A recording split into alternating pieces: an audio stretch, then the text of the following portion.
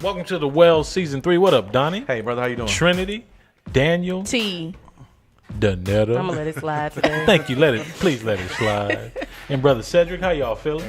Great. All right. It's a good day, Today man. we want to talk about one of the up-and-coming artists in gospel music today, brother Snoop Dogg. Hey, what's your name, fool? Cal. Coming from the LBC. LB. How do y'all feel about Snoop doing a gospel album? Man, I love Snoop Dogg, man. I think I think the album is great. I think it's a great idea for him to do that. I will admit, when they said Snoop Dogg's coming out with a gospel album, I was like, that's stupid. Why would he? I'm not with that. But I had to go back and repent. Why did you think it was stupid? I just thought he was doing the gospel album, like he was going to be rapping, almost like when Pharrell did that gospel song.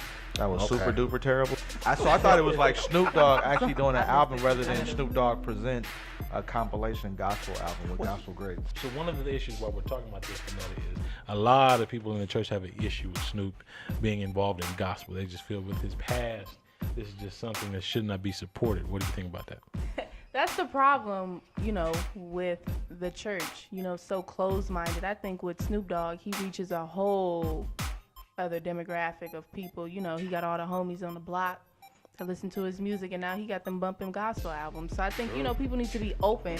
Stop thinking about it as like, oh, he smokes weed, he does music. So I think people should just be open and stop thinking about it in the sense of, religion or church politics. Think of it as reaching a whole different range of people, Gotcha. They aren't having some great experiences behind the scenes in helping shape and strengthen his relationship with God. Right. Well, that goes into saying some people say sometimes when if you're in a relationship with someone who isn't saved, they kind of bring you more that direction than you bringing them to the church 9 times out of 10. Right. And so in retrospect, when I think of what Snoop is doing, I don't know all of what he was thinking about when he created it, but I do know that there can be an opportunity for those artists to share God or to be what God looks like. Right. And I think the issue is some people may have the idea or the concept that these artists, whether it's Snoop, Nicki, or whoever, that they don't believe in God, or maybe they don't have a relationship, whatever the level or depth of that relationship is, and that is it's a misnomer. I just recently saw one of his interviews. I think it was at the Stellar Awards, and he did have a lot to say for the people that was talking about him. Right. But he said he's always been a Christian, and it's like, who are we to judge him? Correct. And number one, the church is supposed to be a place where we welcome everybody, come as you are. So it's like, why can't we welcome him and who he is? Like, how you're not gonna go to hell for what he's talking about. But I do think because he's Snoop Dogg and the music that we all know about, people tend to look at it like, how you gonna be a rapper saying XYZ this and that, and now you talking about going to church and praising the Lord and speaking the word of God. I think that's fair, but we also have gospel artists, like what's his name, James Fortune or something. He's a gospel singer, and he has quite a good long sheet of beating on his kids and his wife.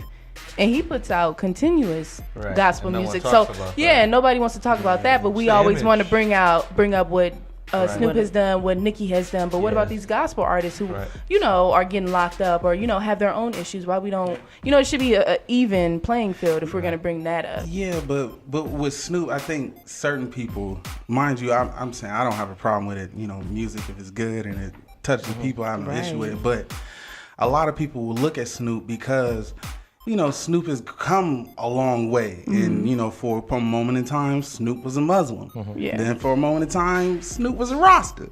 So it's kind of like you don't really know, like, okay, Snoop, are you going to be a Christian for 2 years? Or are you just going to do it just for right now because you need to pay your rent? You feel me? He was always a Christian. He grew up a Christian. But his grandmother if you're a was Christian, how you go to be a Muslim? But I think so a lot of people they search, right? Don't They're ignore the searching question. for Don't ignore the faith. question. He said. No, I understand. But sometimes within your faith, people walk away or people want to know, like, what is out there? What am I doing? Right. And so you're searching. I don't think God is threatened by that, right? Yeah, I'm saying I went through searching, but I didn't become I didn't become a what is it? Atheist. Yeah, I didn't go be that just to search it. I read up on it and I researched it. Yeah. And I made my decision from there. But I didn't say, oh, let me do a month of being a Muslim or be a what do they call them? 2%ers, 5%ers. Let me go be a 5%er for a year and then come back. I didn't do all that. It's like nothing wrong with it. But we don't know that his journey. You know, like a lot of times people get behind closed doors. Like that's like when they always say the saying like you never know what a person is going through a smile. Yeah. You know what I mean? So when you don't know what his journey is and what it took him to get to where he's at and why he decided to release this gospel album. But I think he also said with this album it was kind of like a rebirth for him because he did step away. Right, good album. Absolutely. Because he did step away. So he said he promised his grandmother that he would do a gospel album. He did take some time to step away. So I guess now, like Daniel said, he probably used this album to get stronger and get that relationship back that he probably once did have. Right. And I think it's healthy for the church to hold him accountable to his now relationship that he's implying. But I think it's also going to be necessary for the church to give him the freedom to become the Christian that God is calling him to be. Right. There you go. I think people forget that too. Like everybody, isn't called to be the same type of Christian. Like Snoop Dogg is not about to be out here with a 7-day revival, in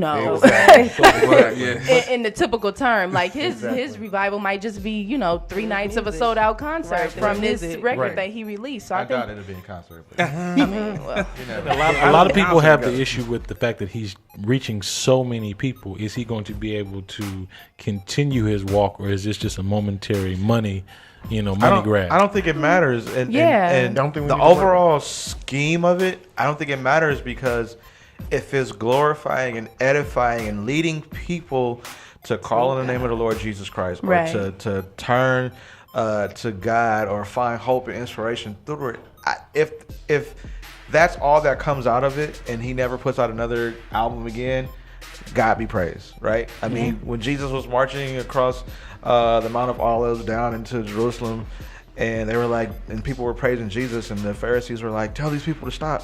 And Jesus was like, well, if they don't praise my name, then the rocks will cry out. Right. So it's like, I don't think God cares who's doing it. If he can use a donkey, he had 2 drunk white people speak to me and prophesy to me about real stuff. Right. So if he can use them, then use the smoking Muslim Rastafarian Baptist. I'm just Baptist. He's changing hearts. Just think about it. Like you have millennials and people singing an old hymn, singing "Saved." Like, come on now. Facts. That's pretty dope to me, if you ask. More. Yeah.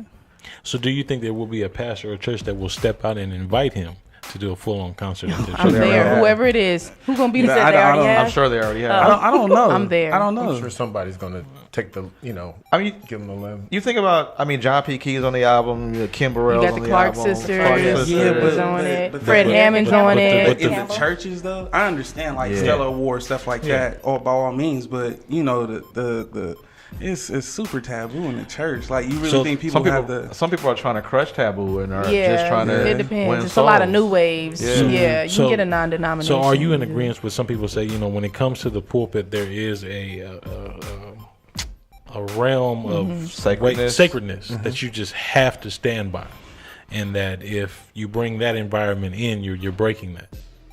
Jesus hung with pimps and hoes. And if you think about that, look how many people go up on the pulpit and they hiding so much. Correct. Like if we really gonna dig deep in that, you got to tell a lot of people to show their hands, because there's plenty of people who stand behind the pulpit and are trash. Right. Was anyone surprised with the level of artists that joined him on the CD? Yeah. Not by I wasn't. Not by a long shot. Yeah, I wasn't. I wasn't. You have a lot of old school gospel Ransom, Ty Curry, Clark Sisters, John P. Keats. All of those people, it seems like they're always willing to go outside of the norm. Yeah. And then you got to understand that Snoop, you know, as a person, I met him like twice, but you know, nothing like that. Ain't nothing like that. We ain't friends, nothing. Don't nobody. Nah, nothing like that.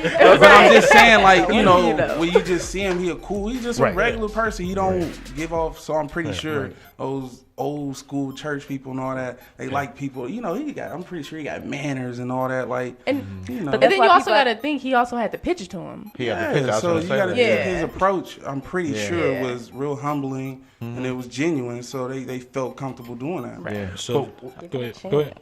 One thing I'm really I really applaud him for is by his experience, his lifestyle being in the forefront, him coming to this moment in his life saying, you know what, I want to try Jesus.